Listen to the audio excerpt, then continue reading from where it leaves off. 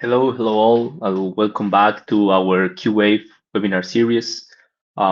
Today, we will be talking about ion traps, scalable system, qubits, and what's the difference between a logical qubit and a physical qubit. And we will have Giorgio from QUDORA talking about that. A little bit about the introduction. Right now, quantum computing is a little bit like aviation in the early days. So it's not about how many engines do you have, but whether the plane can fly safely and for long distances. So today we'll be seeing how this can be achieved, and we'll be hearing about Giorgio. How are they doing so? But before we jump into the topic, I want to give our usual introduction about QuIC. You have the website in the QR code and our website, QuIC.org. We are a non-profit member-based association established back in 2021. So we are gonna become five really soon. And maybe we have a special edition of QuickWave or any special things ready. Our mission is to grow and strengthen the quantum industry and the quantum technology in Europe, position Europe as a global leader, and also serve as a collaboration hub. We have several working groups, an expert group working in different technologies around quantum, and also we do white papers and other stuff. If you want to know more, you can go to the website. Another thing I want to talk about is QExpo. QExpo is our global quantum industry showcase. The website is up, and you can see right now some information. So go to qexpo.org. There is all the information. And with this wonderful intro, I want to introduce you to Giorgio. Oops, sorry, this is a slide. So here we have Giorgio. Welcome. Thank you for being here and take the time to introduce the topic. So Giorgio is co-founder and CTO of QUDORA. He is the scientific and technological vision for scalable trap ion quantum computing. He's also an award-winning quantum physicist and has held like research appointments on NIST, PTB, the Leibniz University at Hanover, and his work on microwave-based quantum control has been widely recognized for reducing error rates and improving scalability in quantum processor. I think he's gonna talk a little bit about this in the talk. He has also published in journals like the Physical Regulators and the Nature Physics. So he bridged the frontier research and entrepreneurship to translate the quantum science into deployable technology. Wow, that's a lot of things. I'm really pleased to have you. And let's see if we can like share the slides. Yes. Hi, David, and thank you for having me here. Here they are. Okay, here we have the slides. So the floor is yours, Giorgio. I think you are gonna say like really interesting things. Thank you very much, David. As you said, we are building ion transcon computers, and what we are doing is we're using our NFQC technology, which stands for Near Field Quantum Control. What about QUDORA? QUDORA has been founded in 2021, and we are right now about 40 people. We are located in Germany between three different cities: Hamburg, Hanover, and Braunschweig. You can tell there the connection from a background, actually, both Hanover University and the PTB located in Braunschweig. We already also have our own cloud platforms, which was enabled by all the funding we received through a sale contract and also extra public funding. As I mentioned, NFQC is our specialty, and it actually has a kind of history that has its root all the way back to Christian Ospelkaus, our founder, one of our co-founders and PhD advisors. Within the company executives and the rest of the founders, we have a lot of expertise in trapped ions, microfabrication, but not only, also in CMOS technology and in general into the semiconductor one. The idea about near-field microwave-driven gates actually comes a long way during the times of Christian Ospelkaus back at NIST. But the first demonstration actually came much later. Then later on, during my and also Henning Hahn PhD thesis time, we actually started to implement these inside surface electrode ion traps. So we were implementing this method of driving the 2-qubit gates and single qubit gate using microradiation directly embedded into ion trap. And then after those time, that's when the company was actually founded in 2021. Since then, a lot has happened. We had a partnership with the PTB, and we also had the contract with the German Aerospace Agency, the DLR, where we are actually right now building a 50-qubit quantum computer based on our NFQC technology. In the near future, we also plan to put our quantum computing as a service online, and we are aiming to have at least 200 qubits within 2027. So, why we believe that our technology matters? Because we believe we can build some of the best quantum gates that are available on the market. And this is important for quantum error corrections. Most of the people that will listen to this already know the difference between physical qubits and logical qubits. And of course, by performing better encoding, so using less physical qubits to synthesize a logical qubit, then we can achieve a much more efficient quantum computer with also still very low error rates. So now, what about our NFQC technology? How does it work is that it's kind of like the NFC on the phones. What we have is a micro antenna embedded inside a surface electrode ion trap structures. This method was actually invented, pioneer a long time ago by our supervisors during his NIST times. Then he moved back to Europe, where he built his research group around it.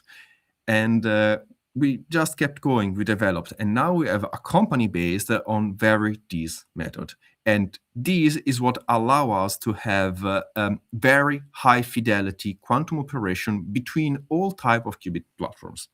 And at the same time, since this is a chip, it's actually compatible with standard semiconductor manufacturing. So it's not one of those bulky traps that exist, bulky ion traps that existed back during the 90s, let's say. So why do we feel that this microradiation has an advantage? Typically, single qubit and 2-qubit gates in trapped ions have always been implemented with lasers, specifically by using a simulated Raman transition. How does this work is that you identify your 2-qubit levels and you connect them by using two detuned laser beam by each other, by the frequency that is potentially in the gigahertz of the atomic transition that you actually want to drive. But to do so, you actually need your two laser beams to be detuned effectively by a highly excited state level. This level is not directly involved in a transition because it actually passes through this virtual level, in a sense. But due to the fact that the difference in frequency between these lasers and the real excited state level is finite, there is actually a chance of a spontaneous emission happening. And that can lead to the coherence of the atomic transition. And this is a fundamental error. This amount of detuning can actually be bridged just by sacrificing either in gate time or in more power needed for the control. Instead, with this NFQC implementation, since we are actually directly driving using the microwave transition, what happens is that the highly excited state is not involved at all. So you just address directly the two levels at the gigahertz frequency, the microwave transition, as it happens in nature. How does this work? Well, what we do is we at QUDORA have a lot of expertise in engineering these microantennas. So what we do is we run a lot of simulations, and that allows us to generate a very specific field pattern optimized to generate this interaction, both for single and 2-qubit gates with high fidelity. By designing this magnetic field, we can actually access many different type of qubits, even the so-called clock qubits. In trapped ions, they're also called first-order field independent. These qubits type are insensitive to the environmental magnetic field changes, which means that we can actually get extremely long coherence time, from minutes up to, I think the world record is beyond the hour. And this is a very exciting thing, because these allow us to address what people say is one of the main bottlenecks of ion trapping quantum computer, which is the transport. By moving around in a QCD architecture, transport will always take a specific amount of time, independently of how much your quantum gate time takes. And this capability of having very long coherence time is what makes us excited about it, because it's possible then to move the ion around without sacrificing coherence time at all, just because it's so long compared to everything.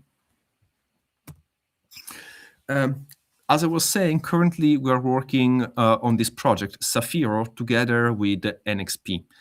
And this is a project funded by the German Aerospace Agency through the QCI initiative. For this project, we're actually building a 50-qubit quantum computer based on our NFQC technology. And we plan to demonstrate in these 2 or potentially more logical qubits, so already showcasing the capability of quantum error corrections of our technology. Having said this, then we also plan to scale up our technology. This computer that you're actually seeing here rendered actually sits in Braunschweig, in our headquarters. We plan for this type of machine to be able to even reach up to 100,000 qubits in the long run. We do all the fabrication and the integration in-house, so everything is done locally where we are.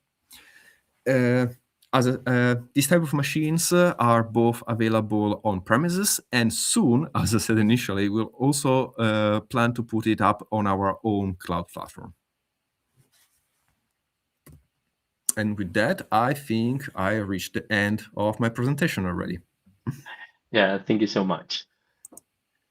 So it's funny that you are also becoming 5. I have seen the timeline, and it's so encouraging to see that there is a long run behind this technology and Yes. the research you have been done.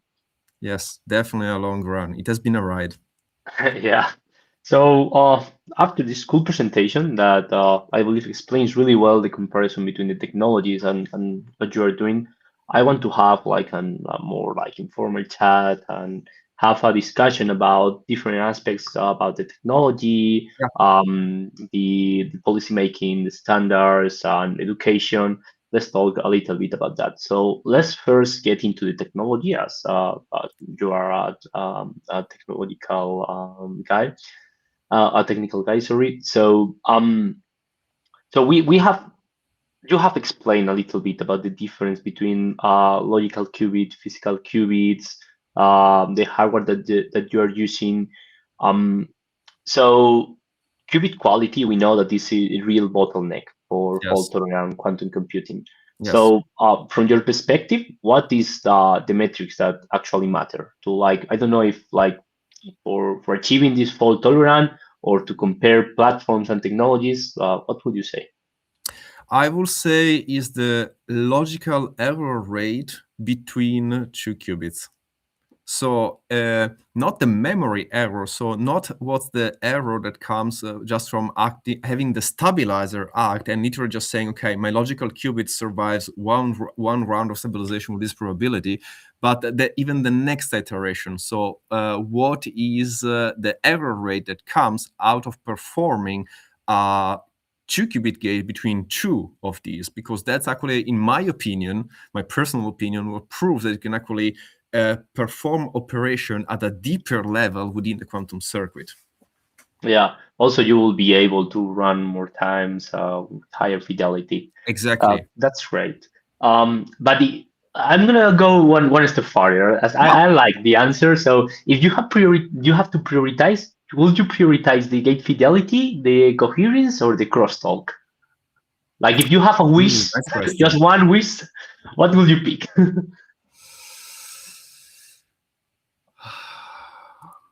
I'm not sure I have to choose because being Okay. an ion trap company, we have all-to-all connectivity, so we're not limited in how we can configure the circuit.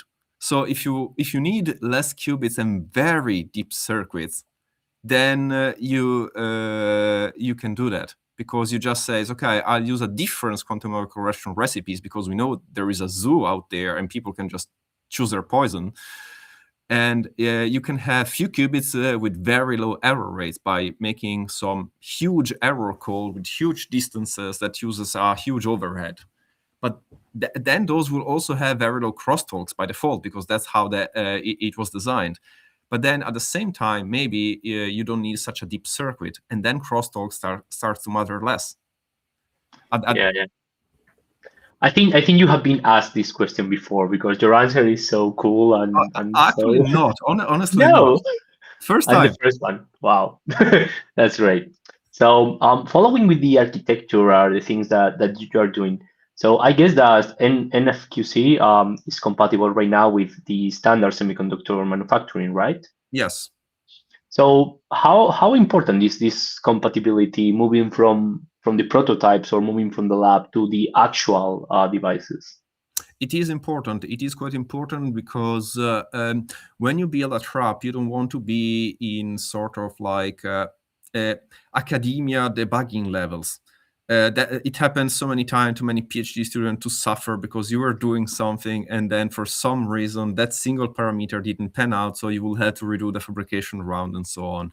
And what you want is industry standards that will allow you to have reproducibility and to know that what you have on your hands in the quantum processor is reliable. So I feel that it is quite important to have this sort of compatibility. That's great. So we will be getting to the standards part because QuIC is really involved in standards and me myself I am.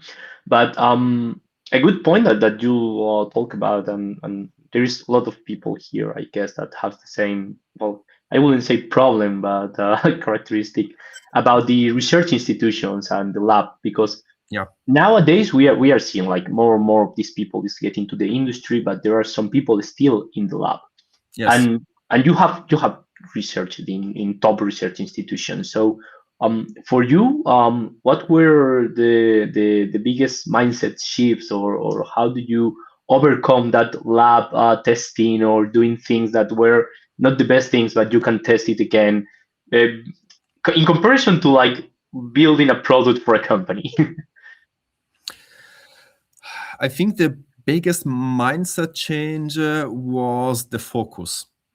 Because the difference during my PhD time was that there I had the freedom to explore more. Like if I had some crazy idea, I could spend some time on it to try it out, or I could try to optimize things down to the last digits to make a calibration perfect or something else. While in industry, you don't have that time luxury.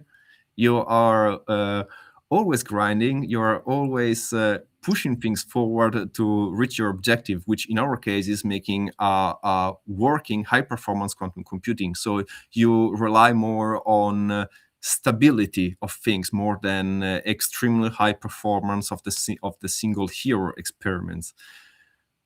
It's Okay, uh, so it's a striking difference. yeah, so that's maybe a more open question, but would you say that startups or people coming from the lab underestimate this complexity? I don't know if it's engineering complexity, if it's time boundary. Do you think that that's a thing right now?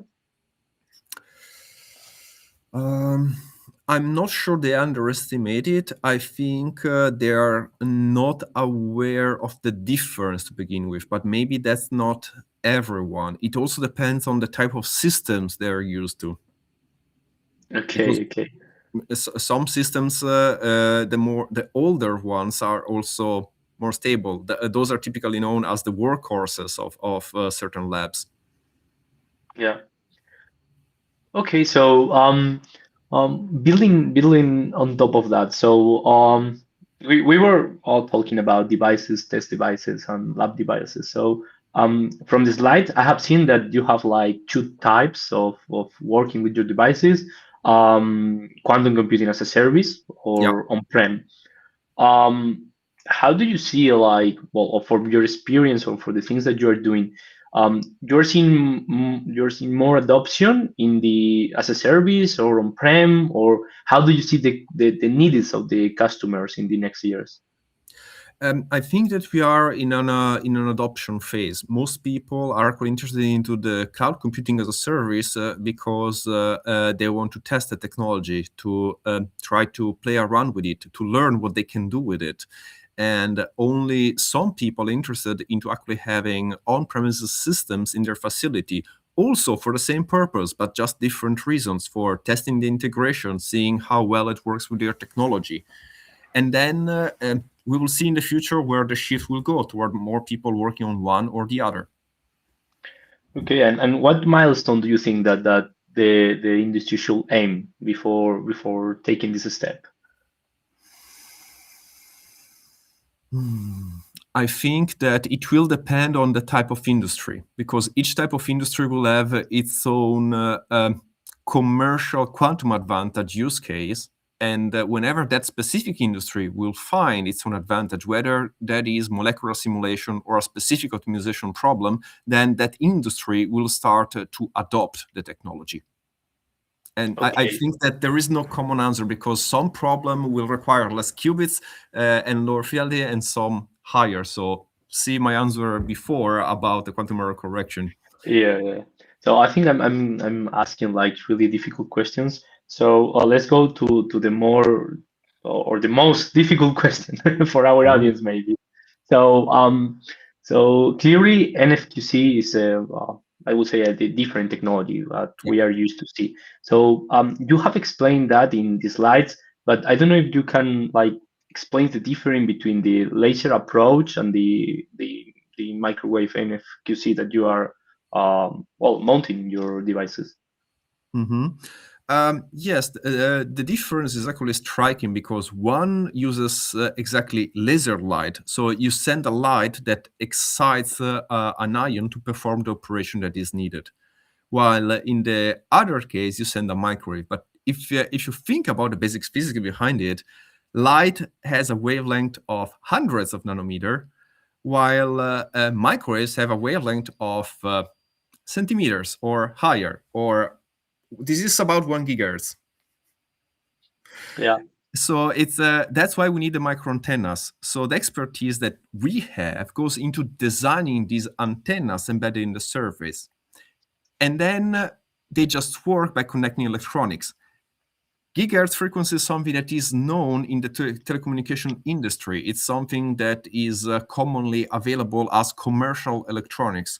Laser systems, especially high performance laser systems or high power laser systems, um, are on the edge of just being recently commercialized, while the telecommunication industry has been there since a long time. The level of stability you can get in one or the other, I believe, personal belief, once again, it's just largely different, just because of how long the microwave technology has been around. And what I always like to say to other people during my PhD time is that for us, we don't need to align a laser into an ion. What we do is just connect a coaxial cable to a port in our system. So, and then it intrinsically works.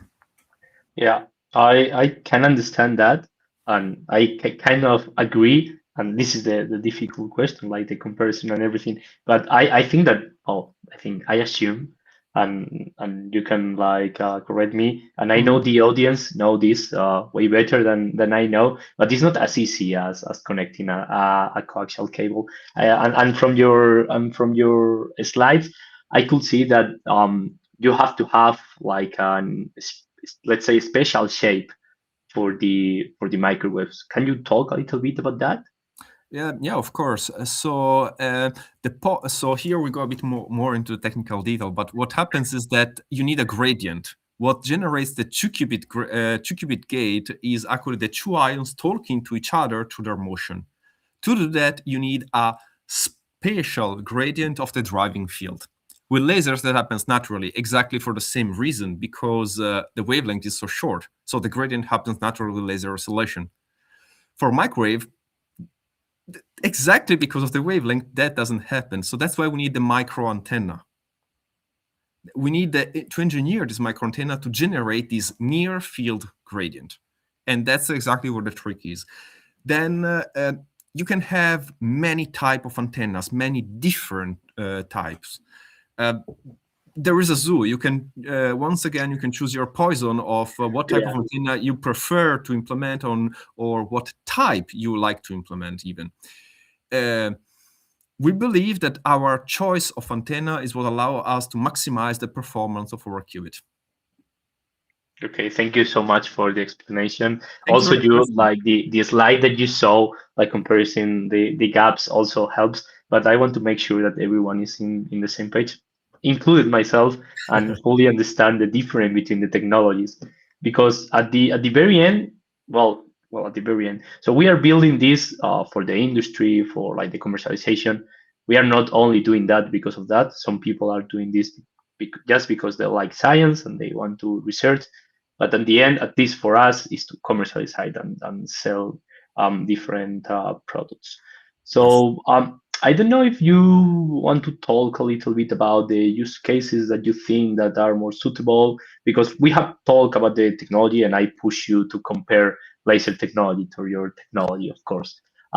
So is there something that you can do, like, let's say, better or different to the other technology? And what use cases do you think that are the ones that will come in the early stages?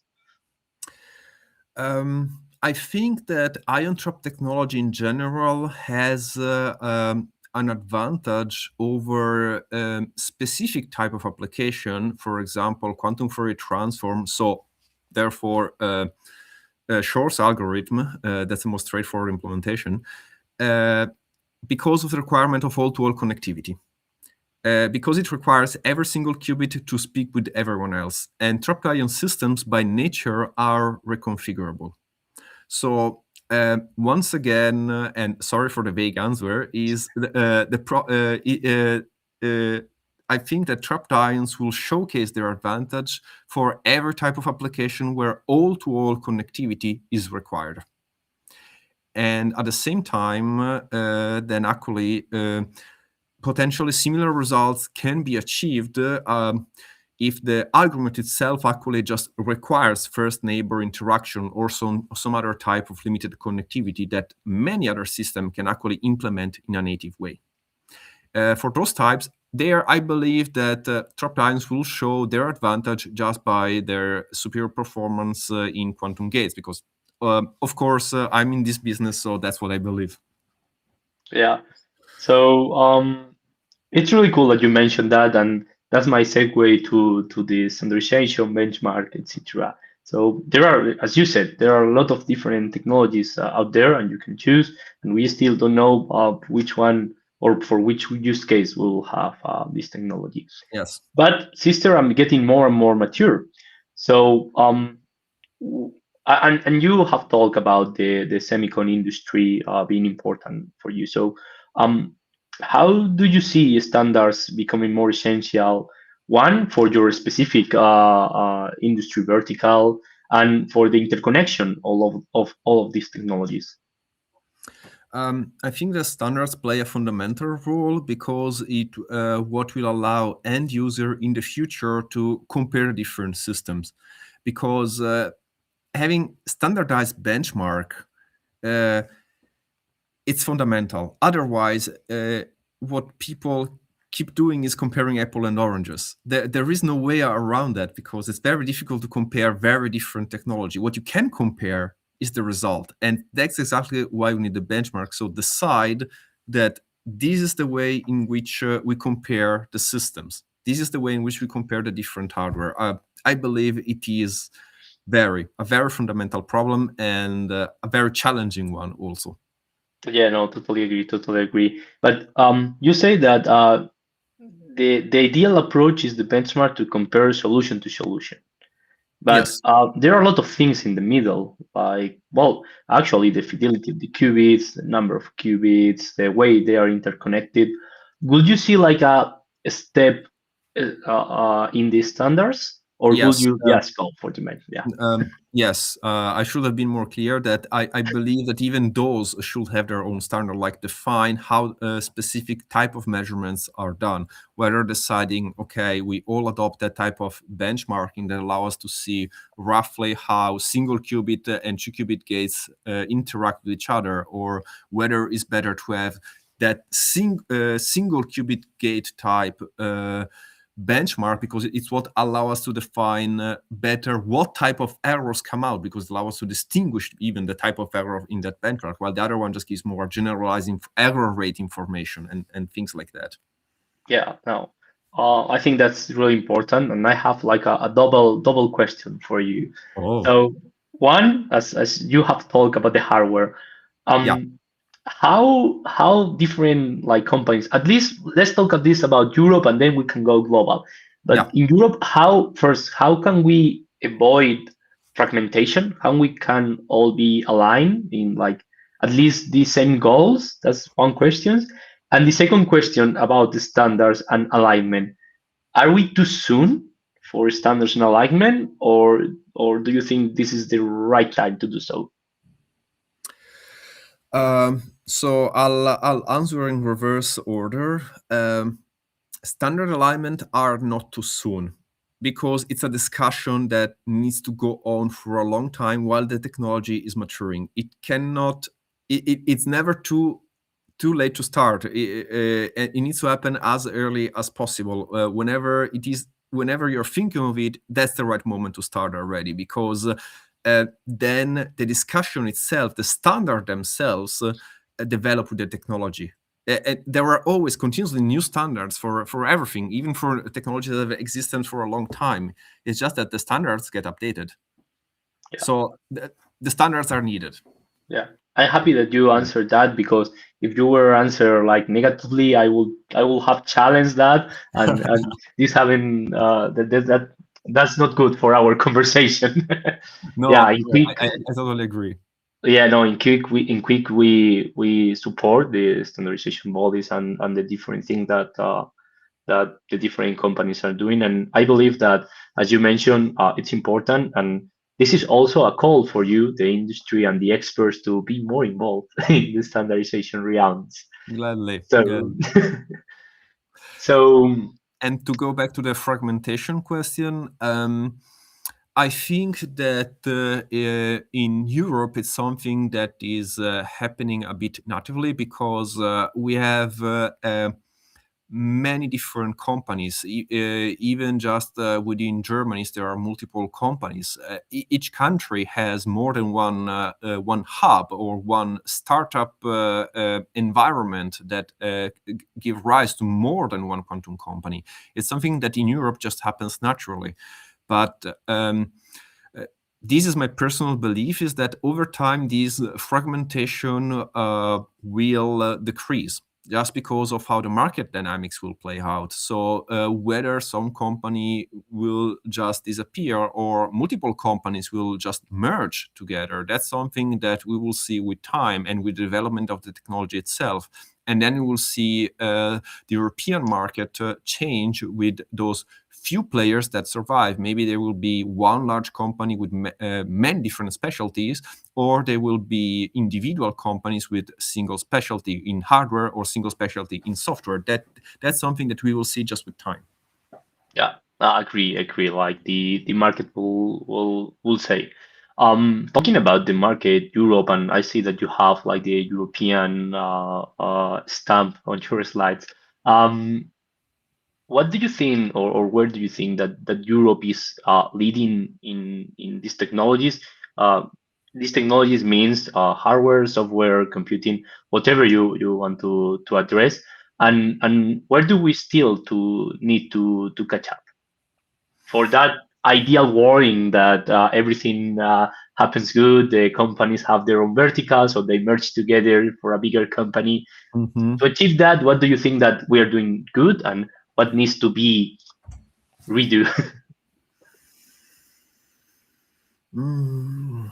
It's a tricky question. So I I'm answered famous for this from asking tricky questions. No worries. so I of course answered these from a point of view of a hardware provider, but my belief is that what Europe is doing very well is actually exactly in a sense this fragmentation, because it's what allows to prove which technology works, because we don't leave that technology behind. A lot of different technologies are being tested in many different environments. In that regard, this sort of uh, I wouldn't call it multiplexing, but I don't get a better word for it. The fact that we are testing multiple technologies at the same time, that's a strength, because as you said initially, we don't know what technology will pan out in the end. I believe it's going to be trapped ion, but Europe as a whole cannot be wrong. So in that regard, the whole technology, all the quantum technology needs to be tested out and proven which works and which doesn't. Yeah. No, I agree. I'm gonna be like the more like politically correct, as I don't support like any single company. I agree. I don't know if ion traps will be like the winning technology or not, but within Europe we have several companies with several Yes. technologies, and maybe no one is the winner, and every single one is the winner in their own realm, on their own use cases. We still don't know, and it's really good that we can have several players out there. Also, it helps to build the competitiveness within Europe. Yes. So, talking about the different technologies, you have like research in different research labs, work for companies. Let's talk a little bit about the people, skills, talents, etc. So, I don't know if you are hiring. If you are, you can advocate that here. Yes, But we are definitely hiring. well, like I think like every single quantum company. But Yes. as you are hiring, what are the skills that matter the most for you? Like it's more about the physics, the engineering, the microwave engineering, the fabrication, the software. Feel free. So the specific skill set that we need changes with time, because then maybe we're expanding our operations in fabrication, and then we actually hired multiple people in the fabrication efforts, or then in the simulation.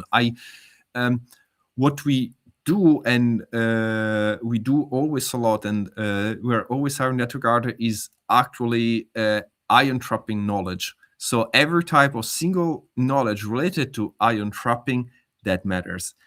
And then actually that is not surprising, engineering. When you move to a company environment, physicists, especially scientists used to academia, underestimate the need for engineers to actually build resilient and reliable systems. Yeah. So that's one of the very first questions I asked you. If you feel if that's the gap, and you said, well, not for QUDORA, but yeah, I can understand that. So if you have to give one advice to one of those folks, Mm. physicists, PhD, whoever that is now in research, maybe also in engineering, doing research, what will be one advice that you will give to them? If they Don't want to go to from the lab to the industry, like if they want to like apply all of the knowledge that you said, for example, in ion trapping, they are now in a lab researching. I don't know if like more in the hardware or more in the physics about the ion traps, and they were thinking, well, I'm good here, but what about going to the industry? If someone is thinking about that, as I guess that you did at some point, what would be one of the advice that you could give them? Um, don't think you are not good enough to do something, because your knowledge can be applied, the knowledge and the tolerance that you build by working in an academic lab can be applied to way more environments than you think. So your knowledge and your efforts especially will pay off. Okay. So no imposter syndrome anymore, right? A lot, because I believe that many people just think that, okay, maybe I don't have the background to apply for that profile, but especially technical knowledge can be transferred quite easily. Especially if you have technical knowledge in a related sector, then you can pick up what you're missing from other people that are experts in that field. And a company works in that way. You don't have to do everything yourself anymore. You're working as a group toward a common objective. You are not a single person that has to maintain the lab, keep it clean when there are the lab visit, or even running the code of your own experiments. No, you're working as a team with people doing what they're specialized in. Yeah, I think that that's a really valuable lesson for them. We have to kind of wrap up, and I don't want to miss in the part of the money because industry is about money. Mhm. Um, so how do you see like the realm, Europe, the startup, the SMEs role in the fact that, well, as a startup or as a company that you are, you need funding.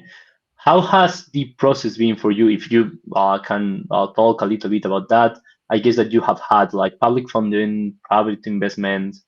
How has that been for you? And if you can give any kind of insight. Mm. So we are different from other companies because we are completely bootstrapped. We have no private investment in that regard. For us, it was very important to win these public contracts and this public funding. It is what has allowed us to put the whole company on its feet and to build it from being just few people to 40. So I will say that for us, it played a major role. Um, every single piece of public funding that comes out is what might allow a new company to grow up. You never know what comes out, but for us, it was especially important these sort of explorative funding from public institutions. Okay, and how can if someone out there is like in the very early stage, how can they find this kind of investments? Um, you have to look around or ask your contacts in academia, because generally these sort of collaborations requires exactly collaborations between academia and industry, and so they might be aware of funding sources. I will say that's the first thing that you have to do, especially because since you are just starting, it likely means you are in the initial stages of the potential technology, so you still have a very strong collaboration with academia. Yeah, that's right. I will say that the second thing will be look at QuIC, try to contact us, maybe become a member. I have to say so. No, but we can also help those who aren't members right now. Well, to become a member first, and then to find for those things. So I think that QuIC has that point. I think that I'm gonna ask you my last tricky question. Yeah. That is, it's not so tricky, but if you have like one message from the ecosystem for the policymakers, the industry leaders, for the researchers, for the audience in general today, Mhm. what could it be? Like,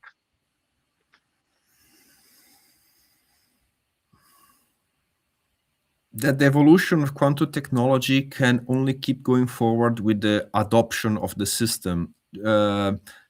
It's a ball that needs to keep rolling. Just waiting to see what happens is actually what makes, in a sense, the plant of quantum technology to just slowly die. It just needs to keep going. It's something that needs to keep moving forward. yeah, I told you that I'm famous for my tricky questions, but I completely agree. If there is no one using this or keeping this alive, it won't happen. But I'm optimistic. I think that in the several years, in the coming years, we will be seeing this growing a lot. Yes. I hope that QUDORA grows also a lot. And Thank with you. this, I'm wrapping up this wonderful conversation. Thank you, Giorgio, for being here. I'm just gonna change the scene to say that please subscribe to our YouTube channel, like this video, follow us on LinkedIn. Also follow QUDORA in the different social media that they have, as they have been really keen to be here and have this conversation. And just to wrap up and to finish, I will say that what's clear today, or what's becoming clear, is that quantum computing is not a single race. It's a coordination of problems between physics, engineering, and industry. So with this, I will thank again our speaker, and let's see us in the next QWave webinar series. Thank you. Thank you, David.